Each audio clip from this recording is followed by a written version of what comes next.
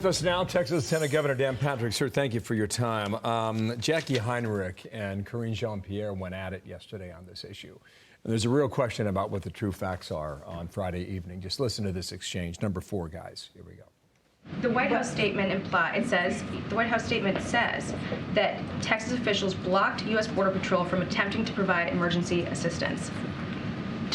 There were other migrants in the water. Then why wasn't that included in the statement? There were other migrants in the water. That's what you were referring to. Our statement is very much consistent with DOJ filing. I know this has gone back and forth. I think the question for today is whether or not the feds take legal action again against the state of Texas.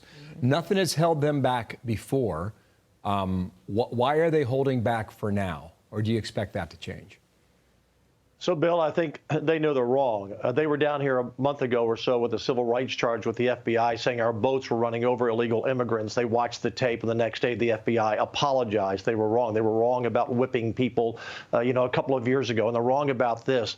This woman and her children drowned before the Border Patrol got there. We have the legal authority in the state of Texas to protect the egress and ingress of our property, and that's what we're doing. We want to work with the Border Patrol. Most of them are good people, but I believe this is a political move by Biden on down. Look, Bill, since he's been elected president, he's had an open border. We have drug dealers, gang members, murderers, molesters, carjackers, kidnappers, terrorists, rapists. That's who's crossing the border. That doesn't mean that's the vast majority, but that's a lot of the people who are crossing this border. We know we've arrested almost 300 people on the terrorist watch list. So we have dangerous, evil people coming into this country, and Texas has had it. We passed a bill, Senate Bill 4, at the end of last year in our special session, and it says we now can control who's crossing that border. It will end up at the Supreme Court. We believe we'll win. I wrote part of this bill. We believe it's stronger than the Arizona bill that failed in 2012, and we believe this conservative court will uphold it. Look, Bill, I've authorized as president of the Senate over $10 billion in border security funds of our Texas taxpayer money in the last 8 years. Currently, we just passed a budget with $4 billion for border security that we shouldn't be paying, Bill. That's more money than 13 states have total budgets. And if you look at the people who have come into Texas, by the time he's out of office in November, which he will be when Donald Trump becomes president, it'll be over 10 million people. That means, Bill, the biggest states in Texas are the biggest states in America by population are California, Texas, Florida, New York, Pennsylvania, Illinois, and the state of illegal immigrants. That many illegal immigrants have come into this country since Biden's become president, more than any other state except those top 6 states that I mentioned. This is a catastrophe for everybody, and we've had it, and we're pushing back. I have 2 basic questions. One, yes, because the White House has suggested that basically Texas patrol officers were negligent in regards to watching people die, will you take any action on that? And my second question is, would it matter to you at all? Do you think there would be a material difference? Would you see an effect if Secretary Mayorkas is impeached by the House?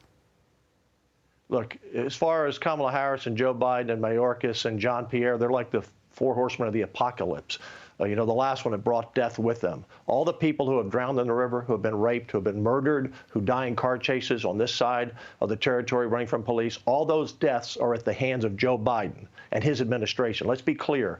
We lost a National Guardsman a couple of years ago, Dana, trying to save. He drowned himself by trying to save other immigrants. We save people from the water. We try to save them. We protected this island. This Border Patrol story is just totally fabricated by Jean-Pierre. I'm sick and tired of her lack of data, lack of knowledge, and her total lies. These people drowned in the river before they got there. We will do everything we can, as we have been, to save people in distress.